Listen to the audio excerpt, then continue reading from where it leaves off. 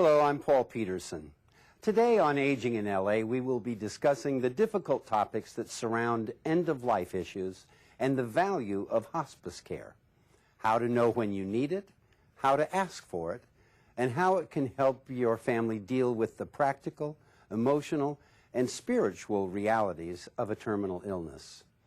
Our guests on today's show recently helped my family through the process, and I think you'll find their insights and attitude most comforting. Please stay tuned for Aging in LA.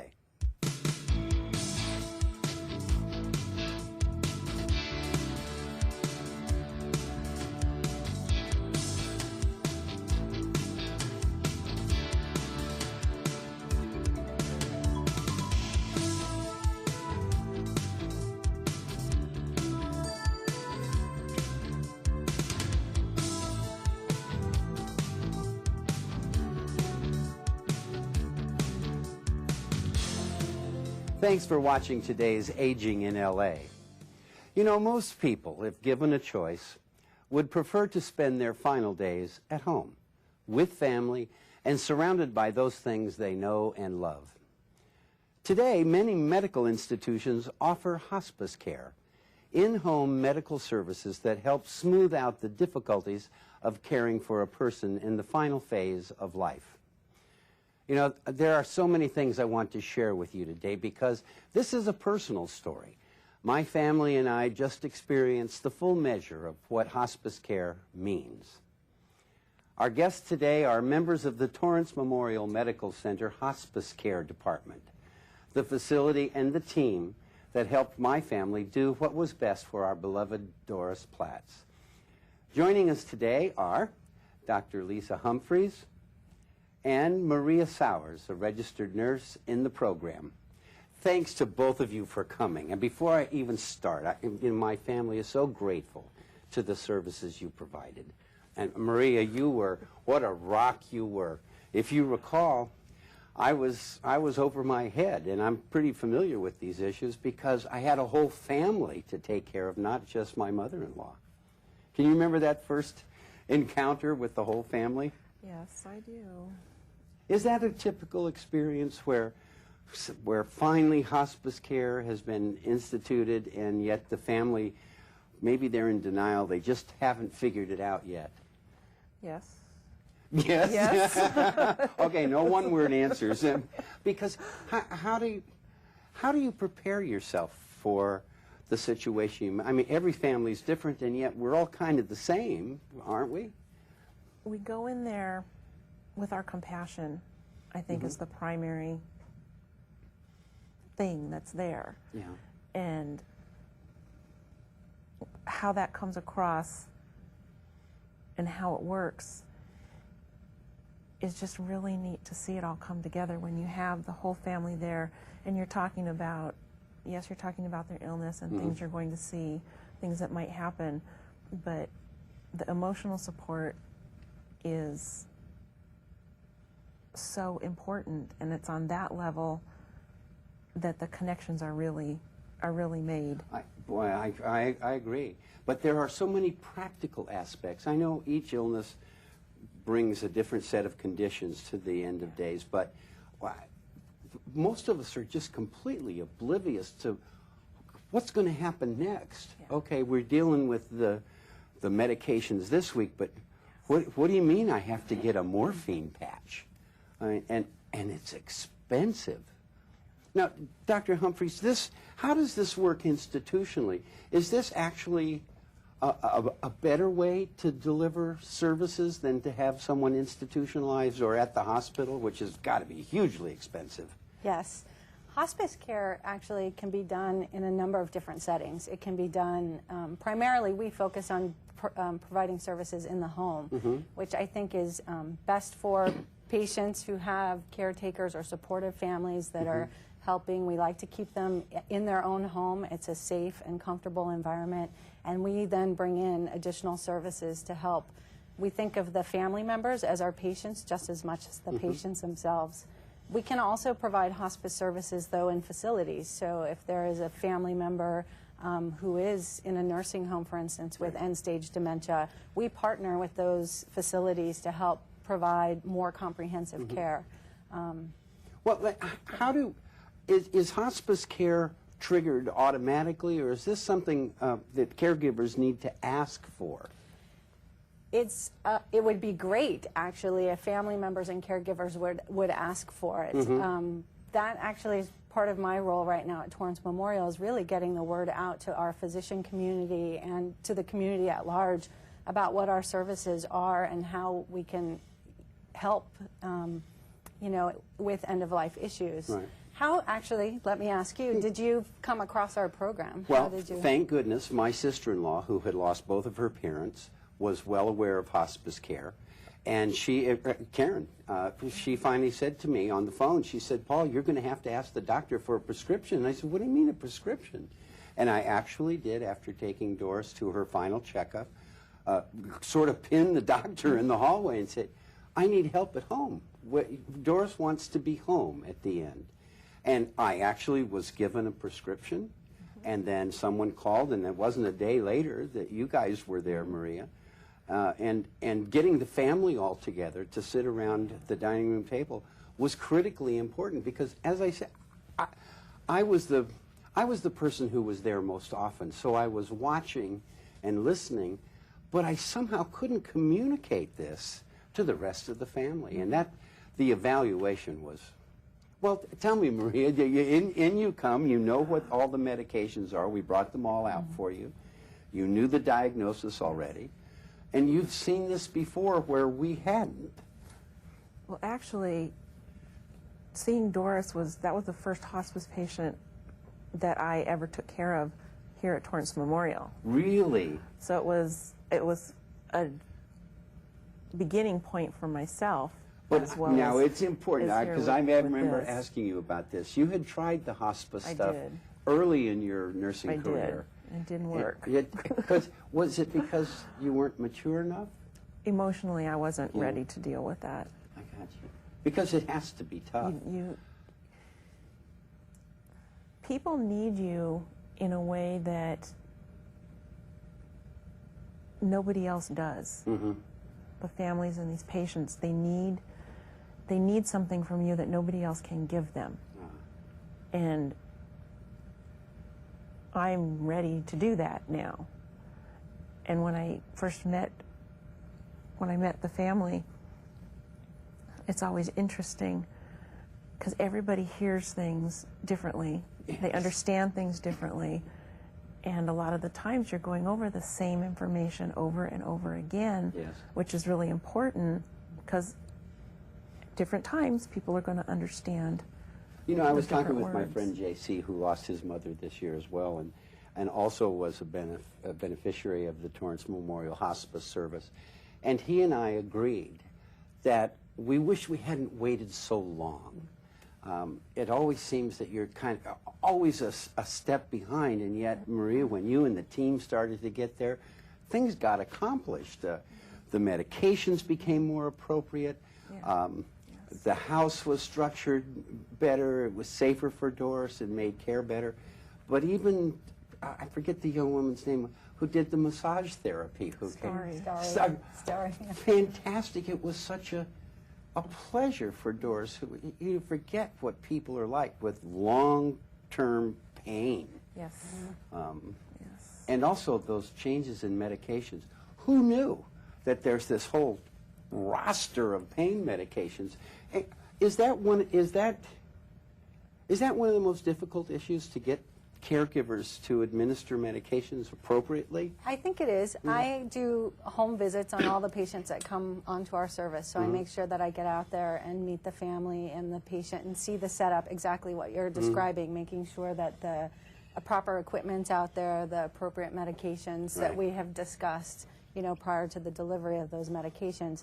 But the first question that I get usually when I go out there is about those medications, and although the nurse has already been out there and has done a lot of education and teaching, I think that family members sometimes are afraid to administer the medications, and I usually need to reassure them that there's nothing out there in doses that are going to be harmful in any way, that it's meant for symptomatic control and comfort. Well, I remember that eyedropper with the morphine, you know, in cases of need, and it's like, Oh, no, it's like a fire alarm, Yes. you know. The word morphine, I think, makes people very nervous. Well, so it does, especially with a really elderly person.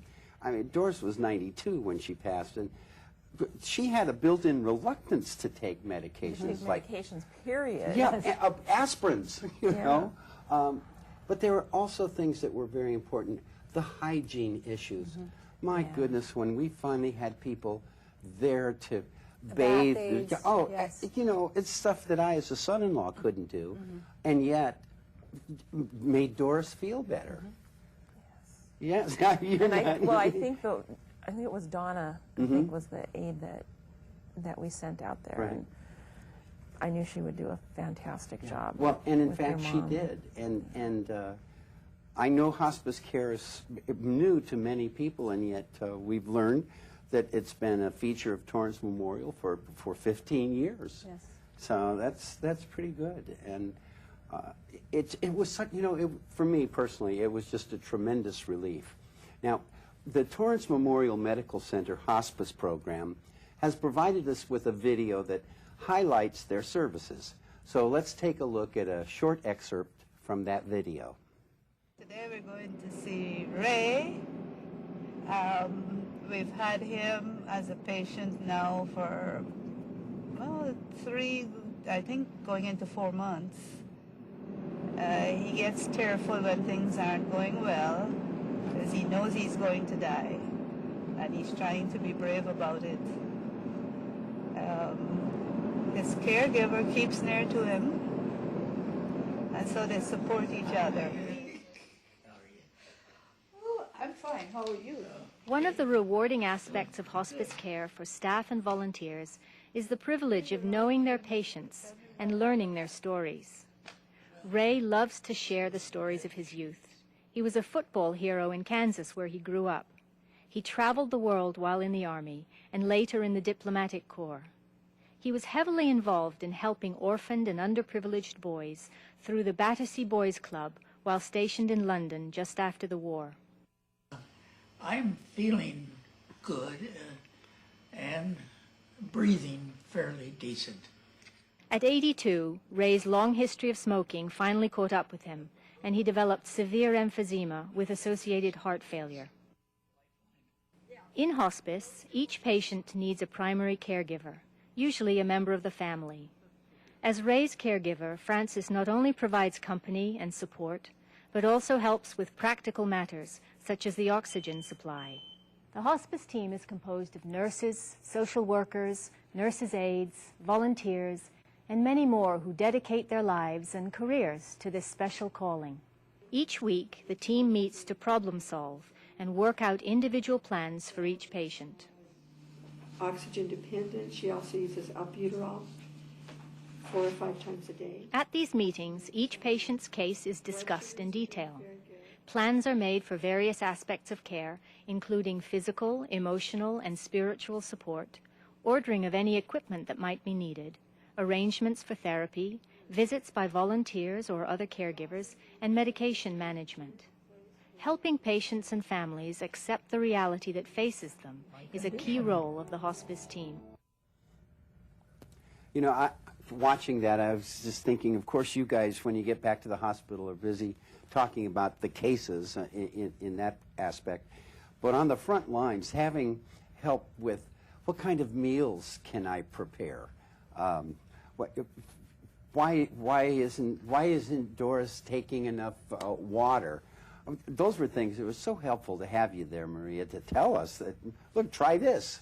And that's the whole purpose of us being there, is to provide the education so that as things happen, it might not be so scary. You know a little bit about what to expect. Well, it is scary. I know. Yeah. I was talking to Dr. Butler once. It only has to happen to you one time when you're not there, when there's a fall, for example. And just having someone, a professional, say, you know, maybe these runners that are on the floor, they just, maybe it's time for them to go. But there are a lot of practical things, whether it's a grabber to get something out of the pantry or the grab rails in the bathroom. Who thinks about that stuff? You don't. No. You really don't. And the other thing was how many practical, mechanical things there are to help you. Special toilet seats. Because I had an inventory of things. Baby monitors, sometimes we recommend. Right. Just for observation.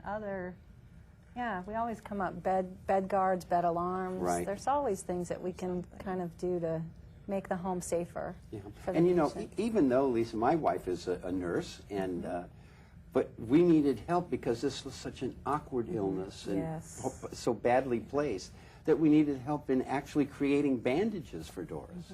And the family, you guys did a wonderful job. Oh, thanks. Whoa. I mean, it was a tough case. Yeah, it really was. But Doris, bless her heart, she toughed it out and got through it and was exactly where she wanted to be. Yes, she was. Well, in it's her true. own bed. That's right. Now, it's time for a short break. When we come back, we will continue our discussion of hospice care with these good folks from the Torrance Memorial Medical Center Hospice Program. We'll be right back. The Los Angeles Department of Water and Power wants to give you up to 7 free shade trees just for completing a workshop, either online or in your neighborhood. The Trees for a Green LA program offers LADWP residents over 40 different varieties of free shade trees. Trees benefit the environment, save energy, and add beauty. Get your trees by participating in an online workshop by logging on to ladwp.com/trees or call 1-800-GREEN-LA.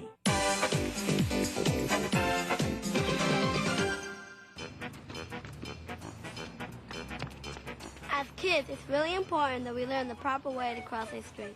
First, you have to stop at the curve, then look both ways to make sure there are no cars. If you see one, wait for it to pass, and when it's clear, you can cross. As kids, sometimes you have to set an example.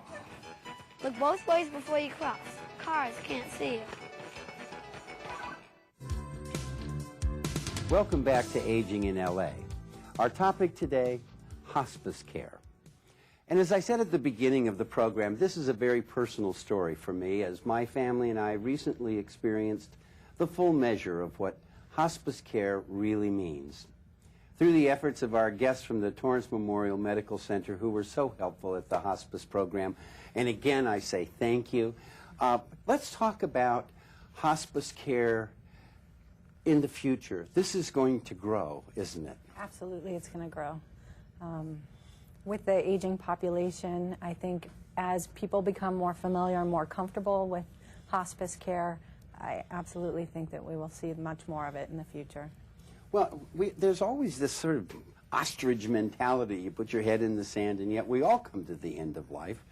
And to understand that there are people who have dedicated their professional lives to dealing with these things, as you have, Maria. It's another step in our journey. And what I've found almost universally is that people do not like to talk about death. Absolutely. You know, their own or anybody else's. That just doesn't happen to us, you know.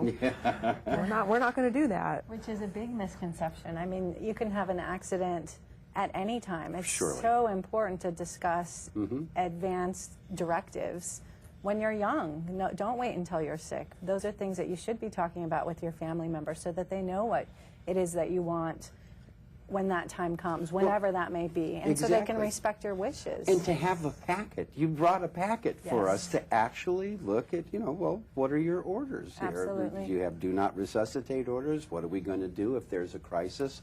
And it was accessible. You know, I know there were times when the subject was so difficult, I would rely on that and say, here, you look at this. Tell me what you think is the next step.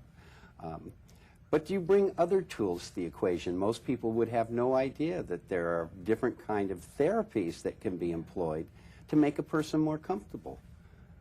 The occupational therapist can be very helpful, and our occupational therapist also does a life review and can facilitate doing a scrapbook or making a video memorial, or she does things like that. You know, and that's a good thing, because there are many tasks left undone at the end of Yes. life. You know, a graduation that you won't be able to attend, and yet a video greeting is wonderful. I like those things. Good services. Really, it's very much a team sport. Well, I mean, team effort. It is a It team. is. I mean, and there are social workers, nurses, volunteers, The aides, the bath physical aides. therapists. And when we do have our weekly meetings, we're all there, and we get everybody's input. The spiritual services, we have a chaplain that's at all of our meetings as and well. that can be critically important. Absolutely. Because there's so much fear involved.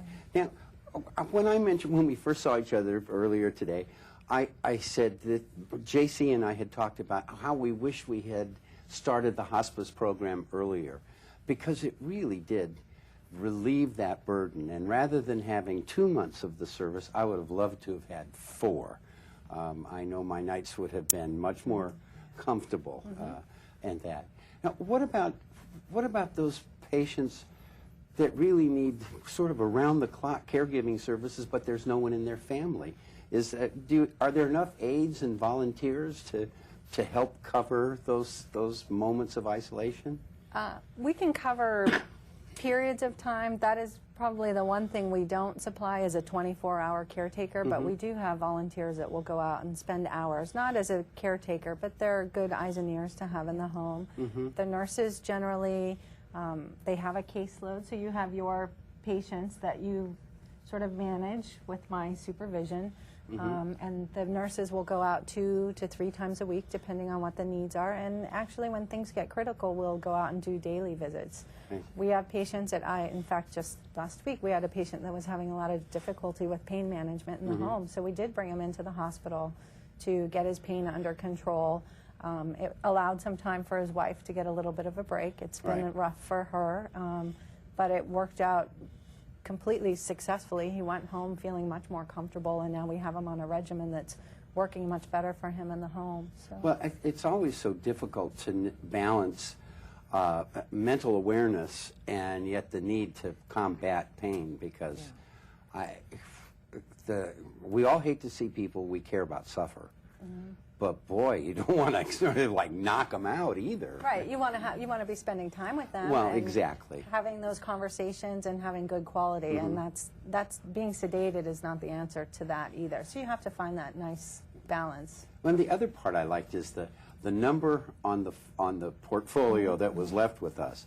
It's there. And just knowing that here's a number that you can call. Which is a 24-hour number. Exactly. Yeah, absolutely. You get through to the nurse. The nurses can reach me 24/7 as well. If we need to, we'll mobilize out to the home in the middle of the night. Absolutely. Well, let's take another look at the video from the Torrance Memorial Medical Center Hospice Program.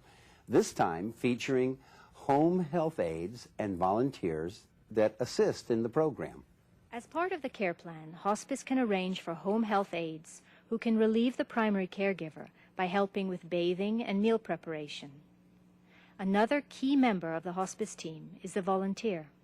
We have a lot of people that do on the hospice team. We have bath aides and nurses and social workers and stuff. The volunteers are really there to be. They're with the patient and the family. They're simply there to be there, to be with them. As I said, listening to their story, reminiscing about their life, listening to the music of their time, reading poetry to them. You know, and the volunteers come with open arms. They come not with a job, not with a task, just to be there for that family and that patient. Now, the role of volunteers and aides, how wonderful that people, I mean, they're truly angelic in spirit to face this, because they know what they're walking into. And so many of our volunteers have experienced the loss. That's sometimes how they come into the program. And you can understand that motivation. I know, there are so many times I look back and I think, I just missed by a little of knowing either when to say the right thing or do the right thing. And I think with someone I wasn't so close to, I would be better at it, you know, and that's a good motivation. Now, how do volunteers if they feel a calling to do this, and it is a calling, I think, how do they get in contact with you? How do they get in contact with Torrance Memorial Hospice Program? They can just call us, and certainly we would put them in touch with Ellen, our volunteer coordinator. We currently have 72 volunteers, which is great. They provide not only conversational visits and just spending time with patients, but they'll do hair cutting. Right, and there's the number and the website on your screen, folks. I always tell our viewers to please have a piece of paper and pencil with you. I'm sorry, now you were saying that... Please call us. Yes. We would love any volunteers, assistants, anything. And volunteering can be most anything, driving or if you're a patient and or a family member and you are interested in hospice services, please call us. Right. We do get a lot of referrals, just sort of self-referrals, probably more so than we do physician referrals. So again, we want to get people in our program early. Well, and it's not like the program ends when the patient passes. I know I appreciate those follow-up calls that come in once a month. How are you doing, Paul? How's your wife doing? How's the family? The bereavement program. Because that's important. Now, unfortunately, our time is up for today's edition of Aging in L.A. Thanks so much to our guests from the Torrance Memorial Medical Center Hospice Program, who were such a comfort to my family. Thank you to Dr. Lisa Humphreys and Maria Sowers, RN, for joining us. And now, it's time for our feature on Aging in LA, Senior Stat Shots, where we look at statistics that pertain to senior citizens.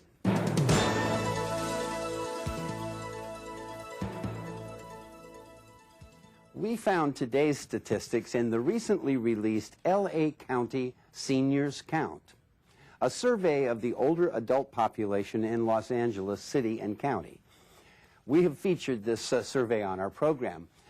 We find that some seniors encounter various amounts of difficulty in performing the following daily tasks. For example, 70% of seniors have no difficulty in getting in and out of bed, but 19% have a minor difficulty, 5% have serious difficulty, and about 2% are unable to do so. When it comes to preparing meals, 68% have no difficulty, 15% have a minor difficulty, 6% a serious difficulty, and 6% are unable to do so. Now, as far as eating meals is concerned, 82% report they do not find it difficult, 10% have a minor difficulty, 2% a serious difficulty, and 1% of seniors in LA County are unable to eat on their own. What about using the telephone? 79% do not find it difficult at all, 11% have a minor difficulty, 3% a serious difficulty, and 2% are unable to use a phone. In our next program, we will look at statistics that show who gives seniors assistance in these daily tasks if they need it. And that's today's Senior Stat Shot. Now, you can get your own copy of this fact-filled survey by simply going online to www.ladcss.org, which is Los Angeles County Community and Senior Services, and you just click on LA County Seniors Count, and the full report will appear. Or you can have a copy sent to you by calling area 213-738-2065. That's area code 213-738-2065. I'm Paul Peterson for the Los Angeles Department of Aging, the people here at City View Channel 35, and all of our guests on Aging in LA. Thanks so much for watching. See you next time. Lisa, thank you so much for